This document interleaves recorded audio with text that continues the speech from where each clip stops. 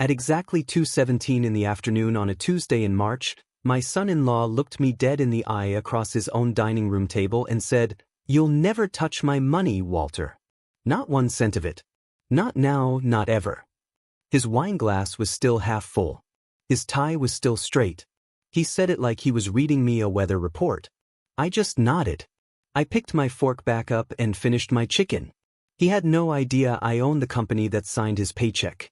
I am 63 years old. I have spent the better part of 40 years with grease under my fingernails that no amount of soap has ever fully gotten out. I did not say a word that afternoon. I let him have his moment. Some men need to feel like they have won before they understand they never had a chance. I had absolutely no idea, sitting at that table, just how close I was about to come to losing my daughter over a secret I had kept for her own good. Neither did he. My name is Walter Coons. I am 63 years old, and I have lived for the last 31 years on 6 acres outside Conroe, Texas, about 40 miles north of Houston, in a single-story brick house I built with my own 2 hands the summer my daughter Emily turned 4. The land still has the same chain-link fence I put up in 1998, rusted in 2 places I keep meaning to fix and never do. I started as a welder. Pipe welder, mostly out on the rigs and refineries along the Gulf Coast. Back when that work was brutal and steady and nobody asked you about your feelings, they asked you about your weld quality and whether you'd shown up sober. I worked my way up over 20-some years until I was running crews, then running a shop, then, and this is the part almost nobody in my life actually knows, I quietly bought controlling interest in a small industrial fabrication company called Tomlinson Steel Works back in 2009, during the worst of the recession, when nobody else wanted it and the previous owner was about to shut the doors and lay off 40 men. I didn't buy it to be a businessman. I bought it because I'd worked there as a younger man and I knew those 40 families, and I couldn't watch it close. I kept my name off the door. I kept the original signage. I let the plant manager, a good man named Russell, run the day-to-day, and I came in twice a month in my work boots like any other guy on the floor. Most of my own employees, for years, did not know I owned the place. That was on purpose. I have never once in my life wanted to be looked at differently because of money. My hands tell the story plainer than my mouth ever could.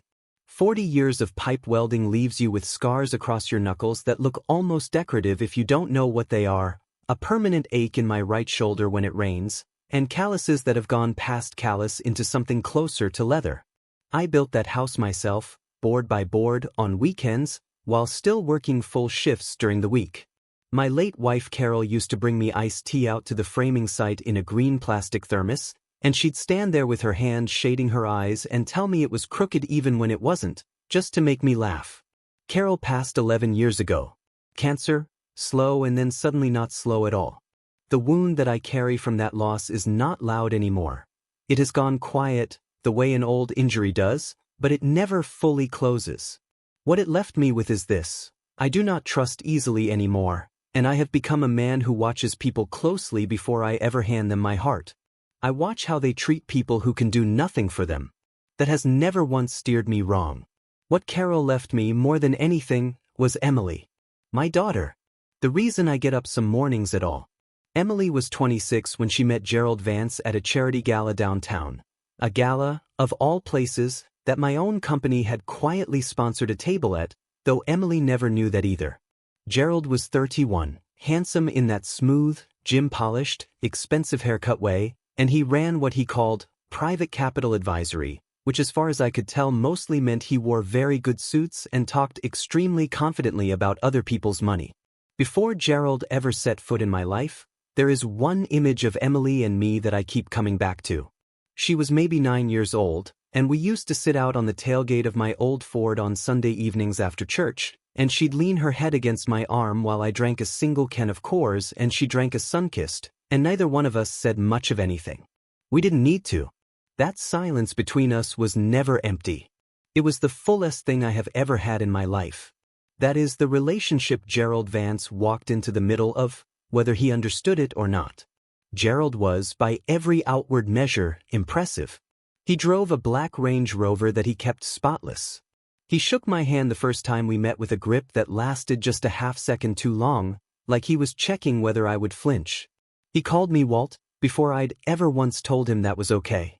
He talked about his portfolio companies and his deal flow with the easy confidence of a man who has never once been told no in a room that mattered to him.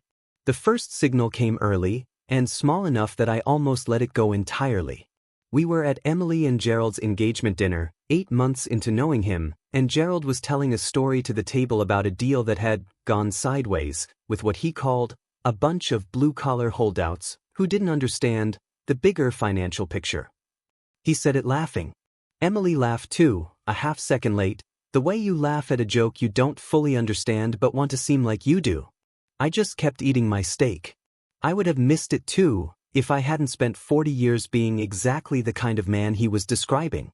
The explicit insult came that Tuesday in March, 11 months after the wedding, at a family dinner at Gerald and Emily's new house in the Woodlands. A house, as it happens, financed in part through a business line of credit from a bank that, through 2 layers of holding companies, I happened to sit on the board of. Gerald had been drinking a little. He'd had a rough quarter, he said, some investors pulling out, some liquidity issues. And at some point, apropos of almost nothing, he set his fork down and looked across the table at me and said it. "You'll never touch my money, Walter. Not 1 cent of it. Not now, not ever." I think he believed he was protecting his wife. I think, in his mind, he was drawing a line against the stereotype of the broke father-in-law who shows up later in life looking for a handout, the welder with the rusted truck angling for a piece of his son-in-law's success. He had absolutely no read at all on who he was actually talking to. I just nodded, picked my fork back up, and finished my chicken. Emily looked mortified. I told her with my eyes, the way you can after 30 years of being someone's father, that it was fine. It was not fine. But it would be. The discovery did not come from anger. It came from paperwork, the way most real truths in my life have. 3 weeks after that dinner, Russell, my plant manager at Tomlinson, called me about a routine quarterly board packet that needed my signature before our outside accountant could close the books. I sat down at my kitchen table with my reading glasses and a cup of black coffee at exactly 7:42 in the morning, the same way I do every quarter, and started going line by line through the new vendor and partner disclosures, because that is simply how I have always done business. Slowly, completely, never skimming. On page 11, under a section labeled New Capital Advisory Relationships, there was a name I recognized instantly, Vance Capital Partners, LLC. Gerald's firm. Russell, apparently with no idea whatsoever of my family connection, since I had kept Emily entirely separate from the business my whole life, had brought Gerald's firm in 3 months earlier to help restructure debt obligations on 2 of our smaller fabrication subsidiaries. My stomach did something slow and cold before my mind had even finished processing why. I called Russell that same morning and asked him, casual as I could manage, to send over the full engagement file. It came as a PDF, 80-some pages, and the paper itself, when I eventually printed sections of it, smelled like every other piece of office toner I'd smelled 1,000 times before, and yet that particular stack of paper is the only one I will probably remember the smell of for the rest of my life. My hands went cold reading it. In March. Inside my own warm kitchen. They went cold. Buried in an email chain that had been included as backup documentation, an email Gerald clearly never imagined would end up in front of me, was a message from Gerald to one of his junior associates, dated 6 weeks earlier. The subject line read, Tomlinson Restructuring, Final Approach. In the body, Gerald had written, the ownership group on this one is old school, blue-collar holdouts, exactly the type we discussed. They won't understand the leverage structure well enough to object until it's already signed. Push the refinancing terms through fast. These guys don't read fine print, they read invoices. Blue-collar holdouts. The same phrase from the engagement dinner, 11 months earlier, except this time he wasn't laughing at a table full of strangers.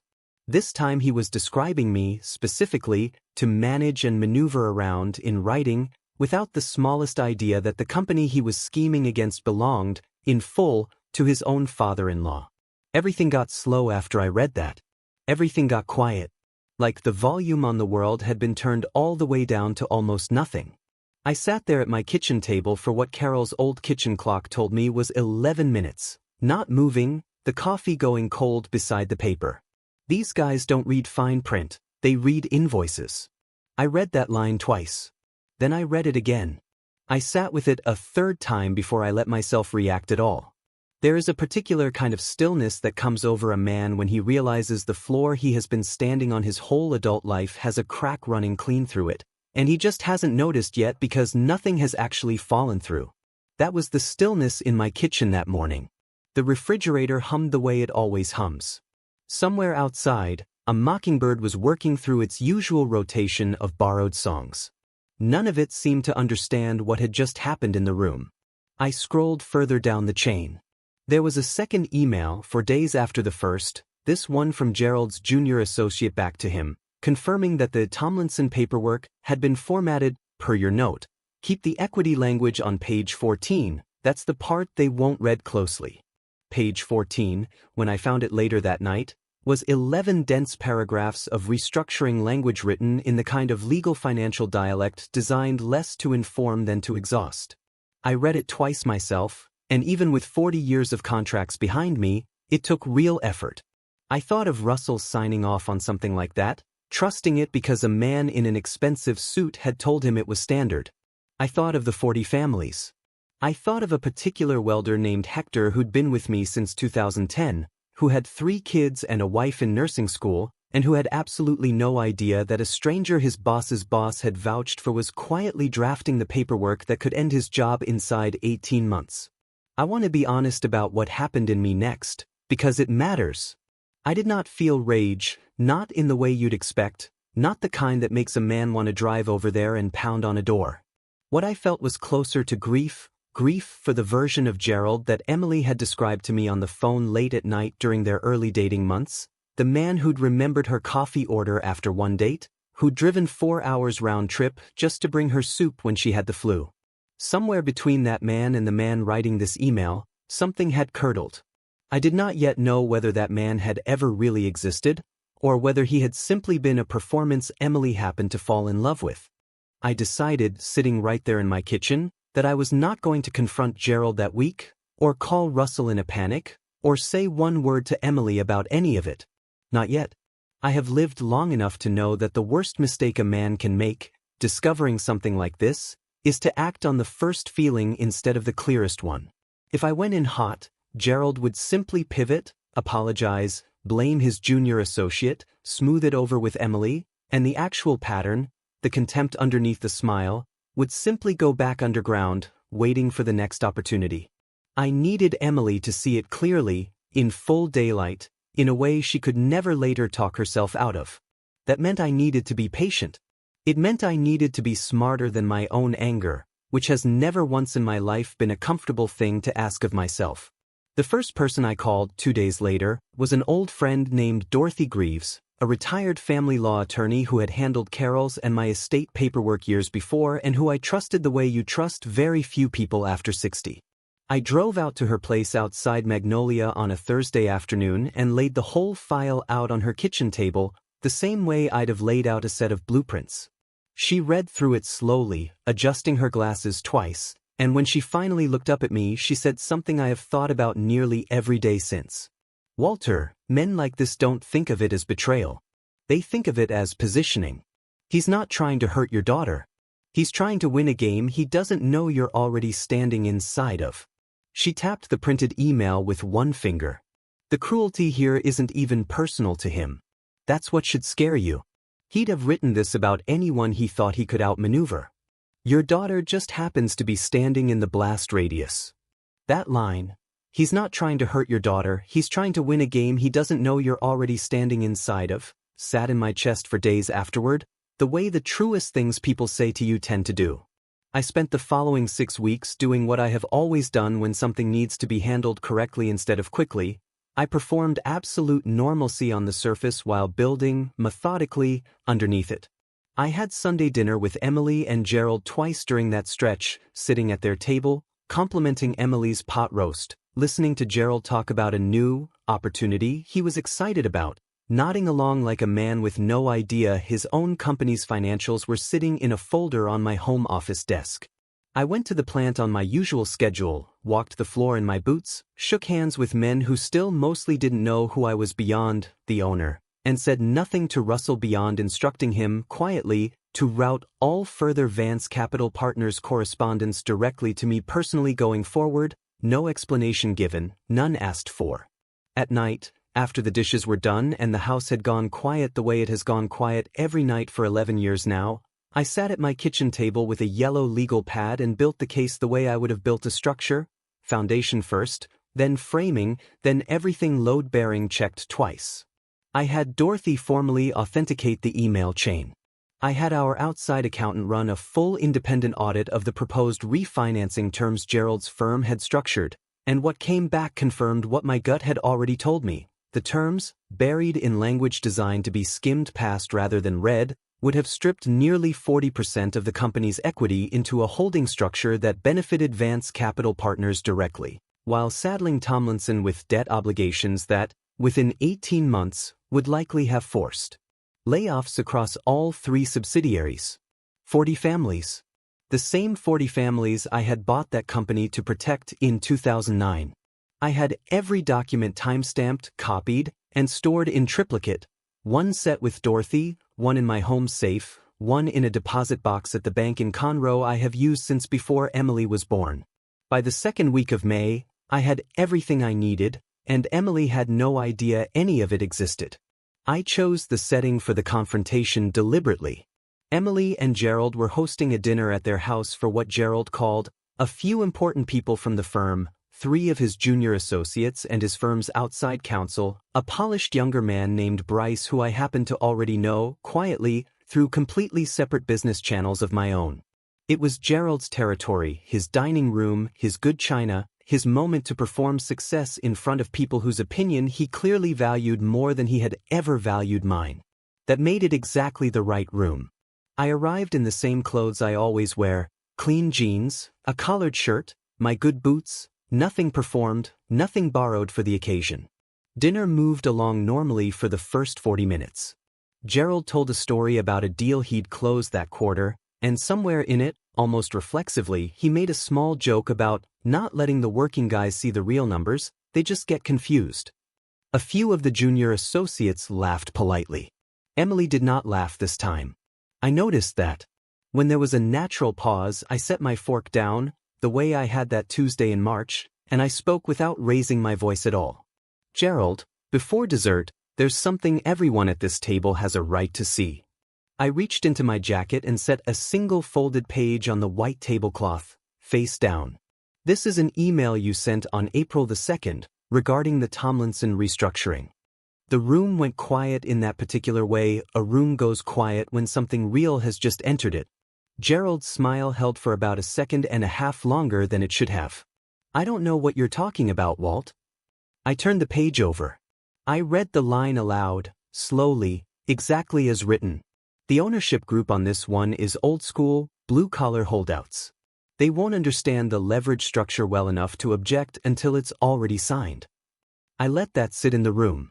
Then I added, these guys don't read fine print, they read invoices. Gerald's face did the thing I had seen in him only once before at the engagement dinner, except there was no laughter in the room to soften it this time. That was a draft, that's out of context, that's not even. It's not out of context, Gerald. I read the whole file. I had it independently audited. I let one more beat pass. I should also mention, since apparently nobody at this table has put it together, that I'm the majority owner of Tomlinson Steel Works. Have been since 2009.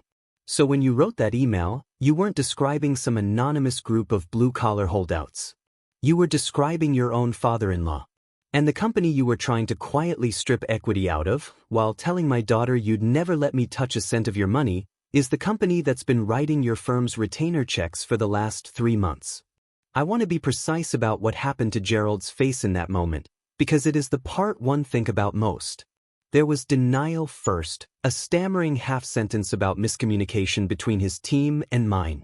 Then, almost immediately, a pivot. He turned to Emily and started talking fast about how this was all business strategy, how I wouldn't understand the bigger picture. The same phrase, almost word for word, he'd used about me at our very first dinner together, except this time he was saying it to my face, in front of his own colleague. And then came the self-destruction, The part neither I nor Dorothy nor anyone could have scripted better than Gerald managed entirely on his own. Flustered, reaching, he turned to Bryce, his own outside counsel, and said, loud enough for the whole table, "Just handle this the way we discussed for the Hendricks file, buy them out quiet, and make it go away before it gets messy." Bryce, to his credit, went visibly pale because Bryce, as it turned out, already knew exactly what kind of file the Hendricks file actually was, since I had spoken with Bryce privately 2 weeks earlier, through entirely separate channels, about an unrelated matter involving Gerald's firm that I am not at liberty to detail further here, except to say that Bryce was no longer feeling particularly loyal to his employer by that point in the evening. "Mr. Vance," Bryce said quietly, setting down his own fork, "I think you should stop talking." One of the junior associates, a young woman who had not said a single word all evening, quietly set her napkin on the table and excused herself to the restroom, and did not come back to her seat for the rest of the meal. I noticed that too. People know, even when they say nothing. They always know more than they let on at the time. The authority figure that evening turned out to be Bryce himself. He looked across the table, not at Gerald, but at Emily, and said, with the calm, careful tone of a man who has decided exactly how much he is willing to protect, "Mrs. Vance, I think you should know that what your father is describing is consistent with concerns our firm's compliance department has already flagged internally.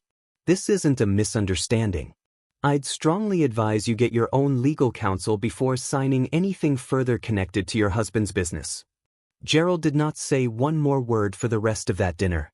Nobody asked him to. I left before dessert was served. I did not gloat. I did not raise my voice once, the entire evening. I shook Bryce's hand on the way out, the kind of handshake that means something, and I told Emily I loved her and that I would be at the house if she needed me, any hour, day or night. I sat in my truck outside their house for a long while afterward, longer than I meant to. Not triumphant. Not relieved even, not yet. Just still. I watched the porch light through the windshield and listened to the engine tick as it cooled, and what I felt, underneath everything, was something closer to sadness than victory. Sadness for Emily, who was about to have to rebuild her understanding of the man she'd married, and some smaller, stranger sadness for Gerald too, for whatever 22-year-old version of him had once existed before ambition hollowed him out into someone who saw 40 working families as a line item to maneuver. I do not believe people are born like that. I believe it happens to them slowly, the way rust happens, one unchecked compromise at a time. Emily filed for divorce 8 weeks later. She did not come to that decision because of my confrontation alone. Gerald, it turned out, once Bryce's internal compliance flag triggered a broader review, was found to have structured at least 2 other restructuring deals using nearly identical language against 2 other small family-owned companies that had no Walter Coons quietly sitting behind the scenes to catch it. Vance Capital Partners lost its primary banking relationship within 4 months. Gerald's name came up, eventually, in a state regulatory inquiry that I will not pretend to fully understand the details of, except to say that the outcome was, by any honest measure, exactly what the facts deserved. Last I heard, secondhand, through Bryce, Gerald was doing compliance consulting work for a much smaller firm in Dallas, the kind of job a man takes when the doors that used to open easily for him have all quietly closed. Sometimes the bottom is the only honest place left to start building something real. Whether he ever does is not something I can control, and at a certain point, I had to let that go. Emily moved back to Conroe that following spring, into a small rental about 10 minutes from my place, while she figured out what came next. 1 year later, here is where things stand. My house still has the same rusted chain-link fence I keep meaning to fix and probably never will. I still drive the same Ford, 4 years older now, with the same dent in the tailgate from a load of pipe that shifted on me back in 2016. I still walk the Tomlinson floor twice a month in my boots, and most of the men out there still have no idea who actually signs the checks, which is exactly how I prefer it. Emily and I have Sunday dinners again, the way we used to before Gerald, except now it's just the 2 of us at my kitchen table, the same table where I read that email at 7:42 in the morning 18 months ago.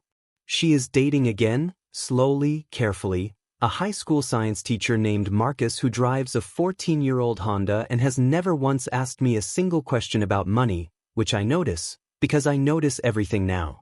Last month I watched the two of them out on my back porch trying to identify constellations with an app on his phone, both of them laughing at how bad they were at it, and something in my chest loosened that had been tight for almost 2 years. And some Sunday evenings now, when the weather's right, Emily and I still sit out on the tailgate of that old Ford, same as when she was 9, and we don't say much of anything. That silence is still the fullest thing I have ever had in my life. Here is the truth this whole story is ultimately about, and it is the one thing I would want you to carry out of this video with you if nothing else stays. Money does not change people. It reveals them. Gerald did not become contemptuous of working people the moment he learned who I really was. He had always been that way, underneath the suits and the soft handshakes and the easy charm. The money I owned didn't create the rot. It simply removed the cover that had been hiding it. If you are sitting somewhere right now recognizing pieces of your own life in this story, a son-in-law, a daughter-in-law, a business partner, anyone in your circle who speaks about you or about people like you with that particular flavor of contempt when they think you can't hear them, I want you to know that what you're noticing is real. You are not being paranoid, and you are not overreacting.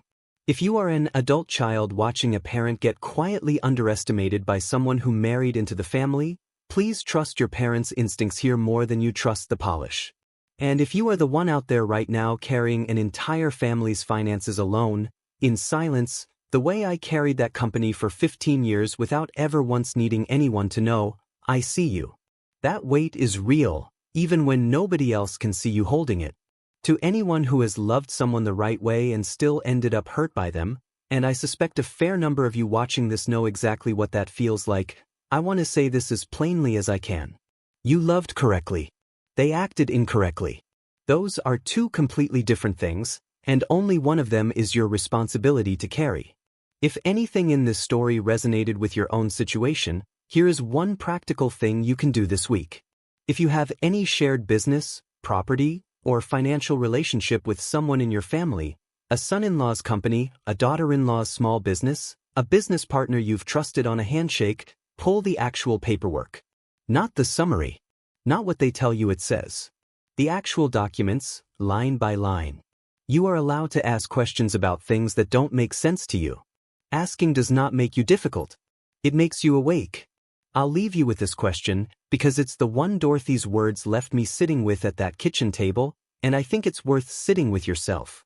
Is there someone in your life who has quietly decided you are easy to maneuver around, simply because you have never once needed them to know the full truth of who you are? And if so, what would it actually cost you today to let them find out? Drop a 1 in the comments if you'd have handled that dinner table moment exactly the way I did, calm, patient, and let the proof do the talking.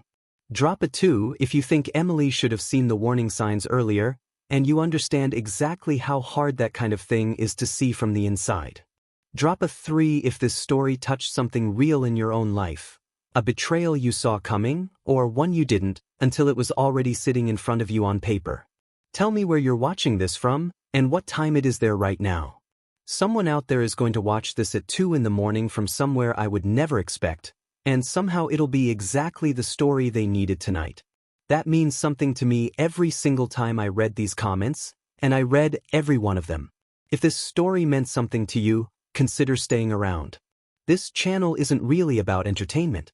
It's a place for people who've lived through something real and are still figuring out how to carry it with some dignity intact. You're welcome here.